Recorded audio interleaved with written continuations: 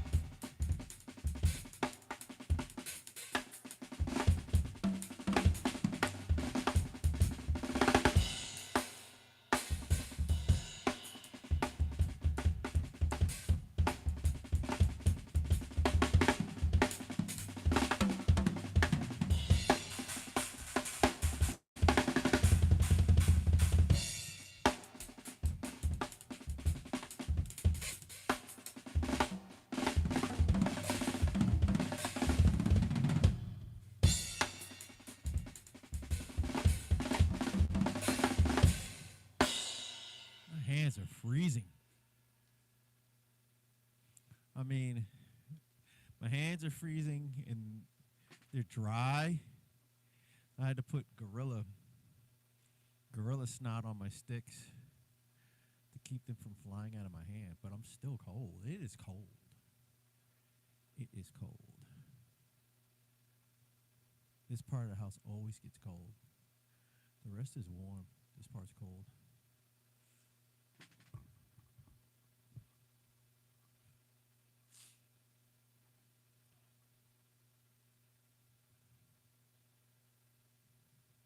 Yeah.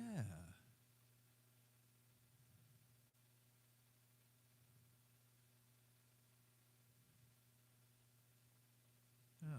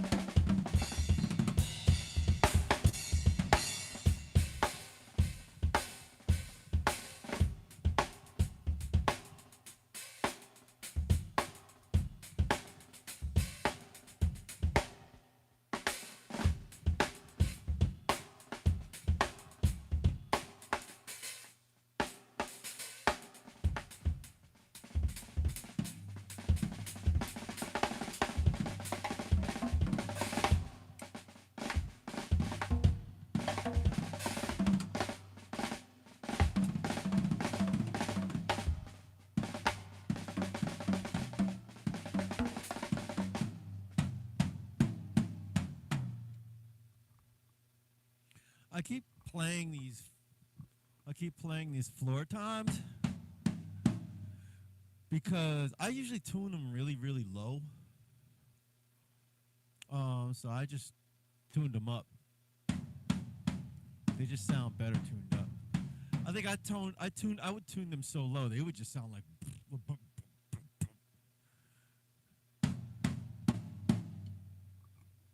I gotta change the head on this one. I don't know. Yeah, I think I'm gonna put all like Remo pinstripes. Get a pinstripe for that. I have another kit over. Well, I got two more kits over there. I got two more over there, and I got one more over there. But I might put Evans G1 codeds on the other ones.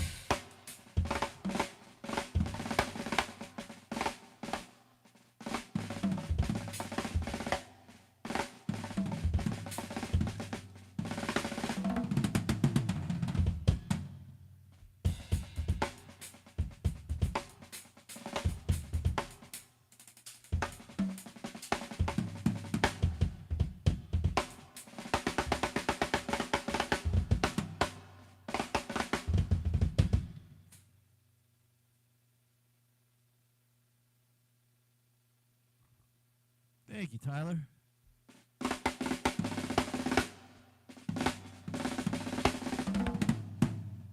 It's hard to play this because it's a bongo, but it's like an 8-inch tom, but it's just weird.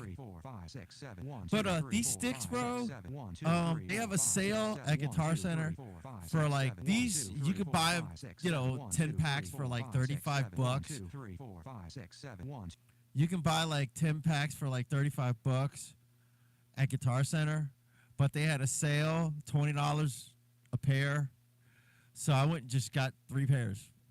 I mean, not $20 a pair, but $20 a bundle. I just got 3 bundles. I got 2 over there, 1 over there. But one of them, it's just a 5A with black coating on them.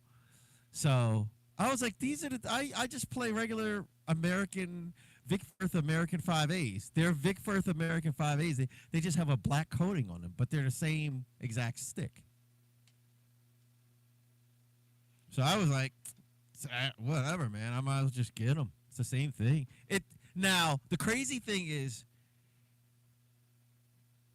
if they feel weird. Now, I'm kind of crazy about matching my sticks.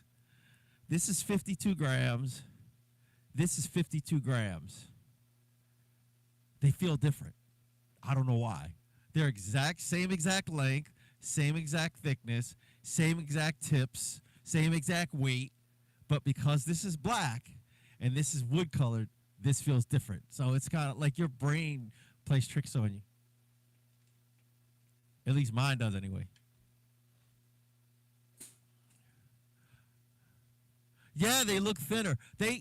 That's probably what it is. They look thinner. They're not thinner though. They're the same exact diameter. They're same exact diameter, same exact weight, everything. Like I get out my little scale and I kind of write the weight of them. I weigh the sticks out. You know what I mean? And then I have a little thing that measures the diameter. So the same exact diameter, same length, same acorn drum tip, same weight, everything. They feel different for whatever reason.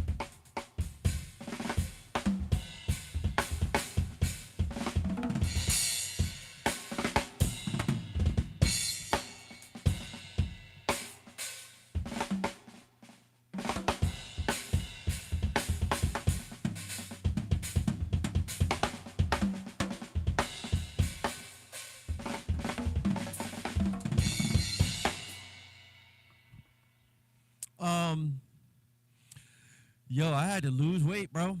Um, I went to the doctor. The doctor was like, "Your cholesterol is horrible. Your this is horrible. Your that is horrible. Your kidneys are working at 93% function, which is good. There were some good things. Everything wasn't horrible. So he's like, man, you gotta lose weight.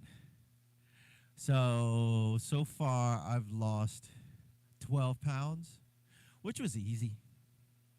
Just get on an exercise bike and hit the weights. That was easy.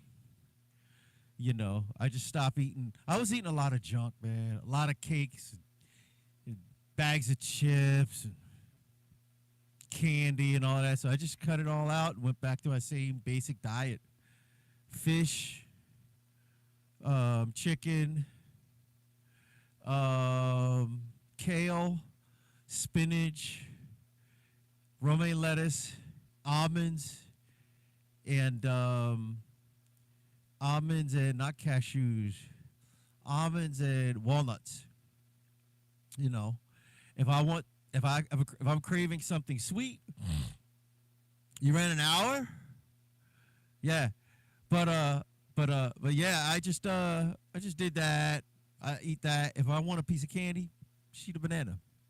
My blood pressure went down. I lost weight. You know, and the doctor was like, "Oh, are you sure you're gonna be able to do it? You're gonna be able to lose?" I was like, "Yeah." He was like, "Cause I'll have to put you on what's that? Blood pressure medication." I was like, "No, I don't need that. I can lower my blood pressure. Just exercise." You know. Um. So then, ever since I started exercising, my blood pressure went down. Everything. So, I'm just like, yeah. Now I know the doctor's gonna be like, "Man, you wow, you really, you really improved things." And you know me, man. But I'll end up being like, I know, I told you. I told you that I know what to do. I told you. The only reason why I actually went to you is to kind of get a checkup, make sure everything is okay before I start exercising. You know, make sure nothing's wrong. You know, so that when because I just felt unhealthy. But now I feel like I'm back to normal, man. And it's crazy because you don't realize how much that affects your thinking. Like my thinking has gotten clearer, my energy level has gone up, all kinds of stuff, man. When you live a sedentary lifestyle and you're sitting around, even your thinking gets lazy, man. You know, it just does. You know. Um and I was just feeling horrible and really unhealthy, so I just turned everything around. The problem with playing drums is your body gets used to it and it's no longer like I barely sweat playing drums. Barely. I barely. I'd have to constantly play for like an hour and a half to 2 hours to start busting a sweat. It's you know the you know what I mean. It's kind of like running a mile is hard until you keep doing it and eventually becomes easy. Then you got to run a mile and a half until that gets easy. Then you got to run 2 miles. It's like I'll, I'll ride I'll ride a half hour a day on the exercise. I mean, I'll ride a half hour a day and then go lift weights. Now it's gotten to the point where I ride for 50 minutes and then I get on my elliptical, put on a 50-pound pack and put in another 20 minutes. And then I'll go lift weights. Because it's just your body gets used to it. Same thing with drums. You just get used to it. It doesn't really count anymore. You know what I mean? It gets really, really easy. So, you know.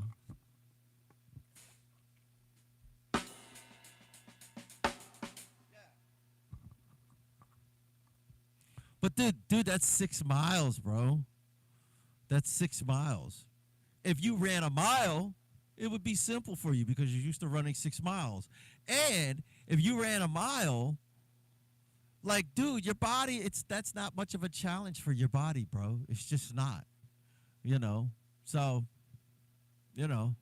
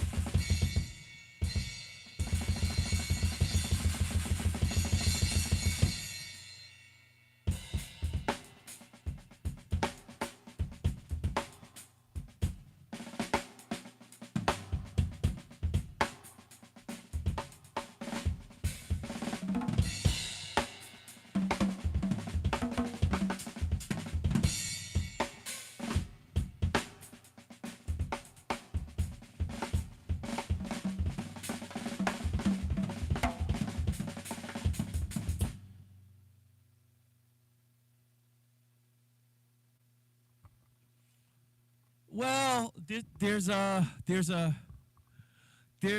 point where, like, for instance, riding my bike, my exercise bike at high intensity never gets easy. Once you get past once you get to 50 minutes, it's not easy. It's just the drive pushes you there.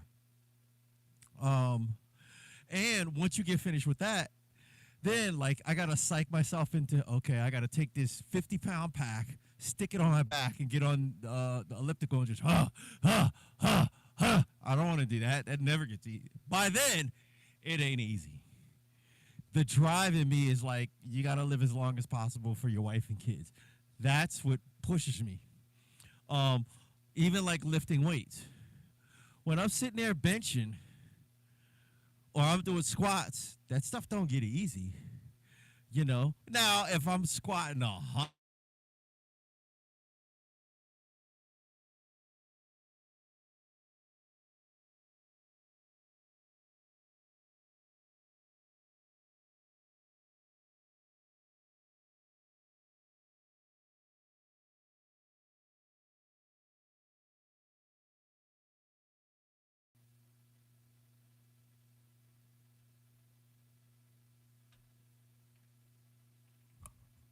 But it gets easier, man.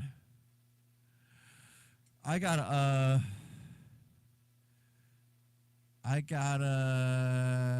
get to South Carolina, clear out my mom's house. Some of the stuff will be in here. Like I have African drums um that I'm gonna have because she had all like the African instruments and stuff. So that it's just a lot of stuff. It's something that I don't know, man. It's just crazy, you know. Um, and she left us a substantial amount of money, but it's like blood money, bro. I'd rather have my mom back than the money. You know what I mean? So, and I'll be able to buy some new toys. You know what I mean? And pay up my daughter's insurance for a year and buy another car, but I'd rather have my mother back, man. It's like blood money, man. You know, so I don't know. We'll invest some into Roth IRAs and a couple CDs. Roth IRAs for long term and some CDs for short term. Like I want to invest in CDs for all four of the kids, and then I'm going to invest in the CD for this. It's like a 3-year CD. Once I pull the money out, then I can upgrade, buy some more gear, put the rest back in the CD. You know, so yeah, bro, it's kind of.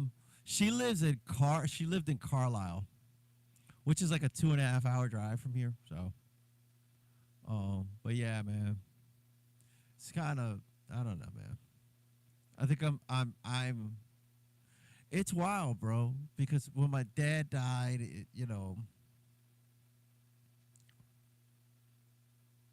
it hurt, but it was my dad. When my mom died, um, it was. It's crazy when like both of your parents are gone, man. You know, and I think it's really hard when your mom dies because she kind of like she gave birth to you, man. Um,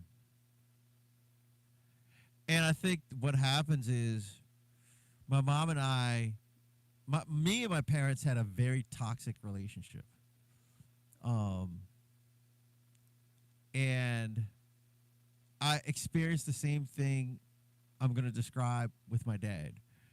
What I experienced was you always have a expectation that your relationship will get better, or you have there's a hope in you that as long as they're alive the relationship could get better, and it like will mature. We will, each of us, mature past the toxicity. So when that person dies, it's like there's no chance.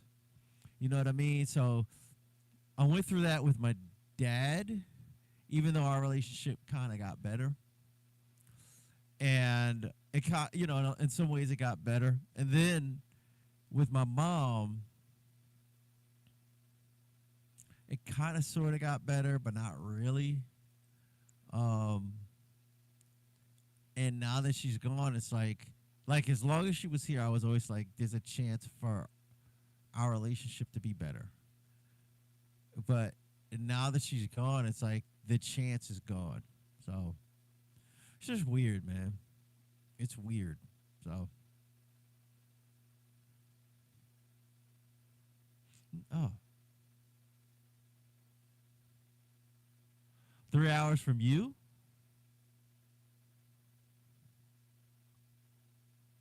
Oh, yeah. It's like 2.5 from me. It might be 3. It just might be a matter of me driving like a madman. I got a lead foot. So,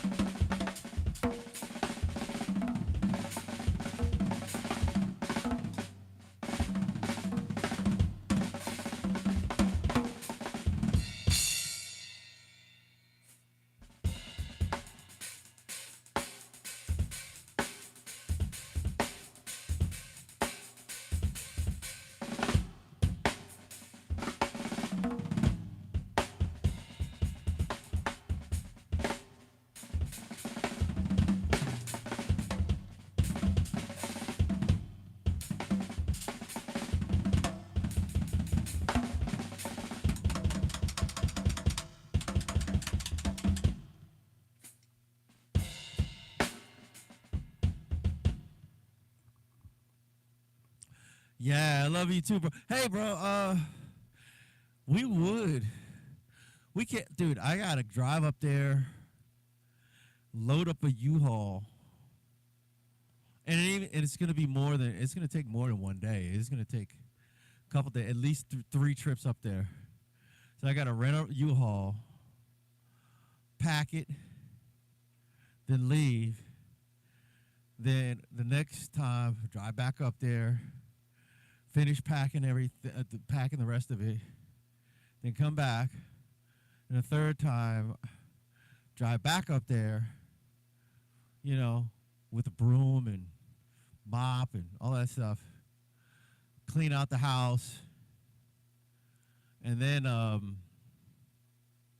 you know, there's gonna be a bunch of trash I gotta throw out, so it's gonna be a big ordeal. And I'm the closest one there. Like I don't have any help.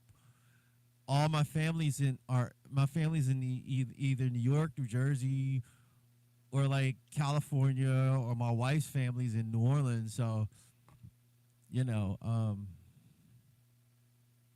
you know, well, my family's in New York, New Jersey, California, and Ohio.